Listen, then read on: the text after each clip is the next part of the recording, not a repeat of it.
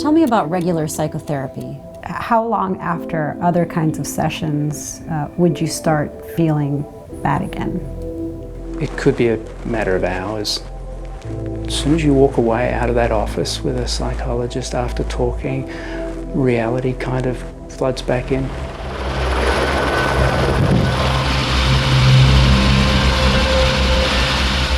"20-something years ago, I was a first responder at what became Australia's worst massacre in Port Arthur. I'd been in the job for 16 years at that point in time. I'd seen a lot of horrible things.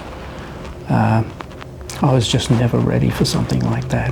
On April 28, 1996, a 28-year-old man armed with a semi-automatic rifle killed 35 people and wounded 23 others throughout several locations of the tourist destination in Tasmania, Australia.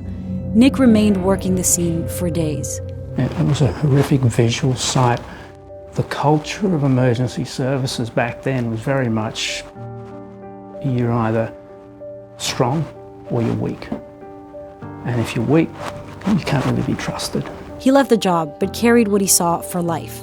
It kind of blows the idea of what you think the world should be like and the way it should play out, and it just shatters it. And after a while, you start reliving those events. It's 2 o'clock in the morning, your mind wanders back to where you were. You can't stop that. And that's pretty much what I was doing for the last 20 years, just surviving, drinking a lot, lots of antidepressants. Instead of prescription drugs, his therapist suggested a famous psychedelic drug, MDMA, street name Molly, to treat his debilitating condition. PTSD is such a disabling condition. They're having nightmares. They really have a hard time functioning. Eric says there are very few good treatments for PTSD. The most effective helps 50% of people treated. What he tried on Nick took 3 therapy sessions only and a magic little pill. Would you say that you're healed of the PTSD? Of the PTSD, yeah. I don't have those symptoms.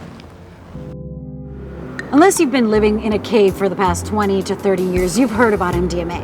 It's a drug that's also known as Molly or ecstasy or E. It's a party drug, one that has revolutionized the dance scene for decades, and one that is completely mysterious, and not in the mystical, psychedelic sense of the word, but one that is mysterious because when you take it, you actually don't know what you're putting into your body. And by the way, this drug is still illegal.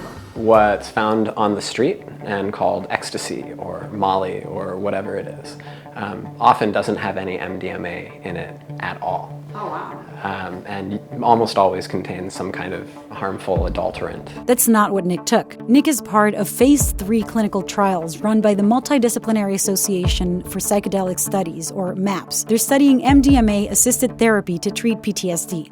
Yeah, well, the research that we're doing in these clinical trials is using pure MDMA, and it's using it a very limited number of times in moderate doses. Phase 2, as published in a medical journal earlier this year, resulted in more than half of patients no longer meeting the criteria for PTSD. A year later, 68% were symptom-free.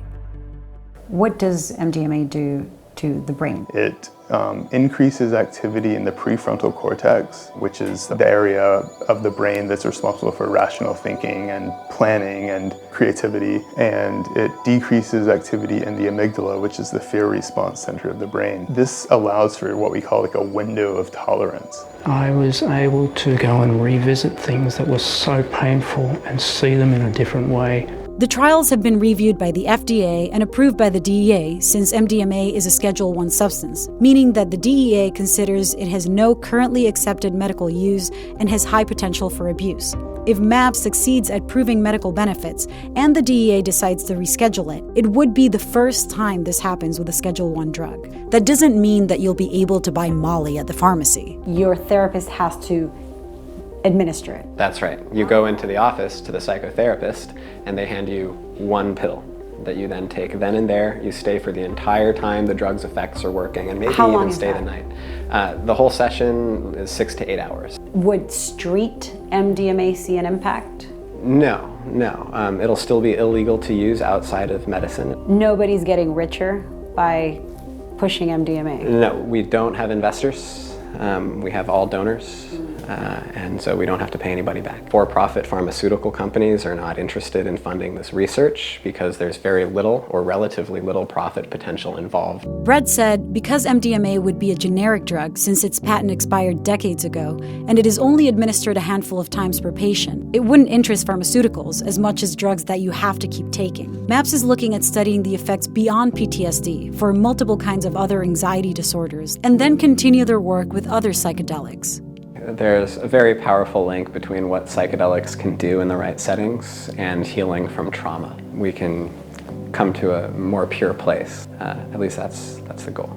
Nick says he took the last of his 3 doses 12 months ago, and he doesn't need to take MDMA again. The drug allowed him to face what he couldn't before, and he says therapy gave him the tools to cope with life as it comes.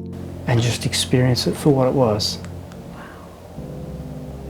That is so not the way I've lived my life. But that's how I aim to try and do it each day now. And it takes some work, but I'm getting better.